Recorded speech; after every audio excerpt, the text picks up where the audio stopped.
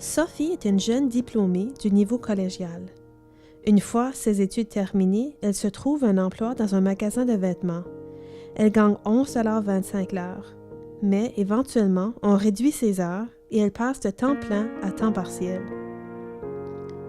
Conséquence de cette réduction d'heures, elle perd accès au régime de soins de santé et les médicaments qu'elle prend pour une blessure au dos ne sont plus remboursés. Aussi, avec moins d'heures, elle ne peut pas payer son loyer.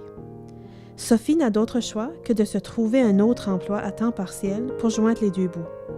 Elle est embauchée à temps plein à 12 $ l'heure au service à la clientèle dans un hôtel et elle continue de travailler à temps partiel dans le commerce de détail. Pendant des mois, elle travaille 7 jours par semaine pour arriver à payer ses factures et sa dette étudiante. De plus, au magasin de vêtements, elle doit obligatoirement porter des vêtements achetés sur place. Elle décide donc de quitter cet emploi et de se concentrer sur son emploi à l'hôtel.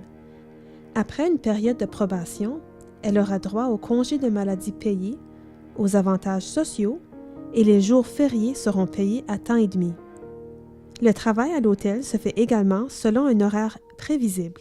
Elle reçoit un meilleur salaire horaire et son uniforme lui est fourni gratuitement.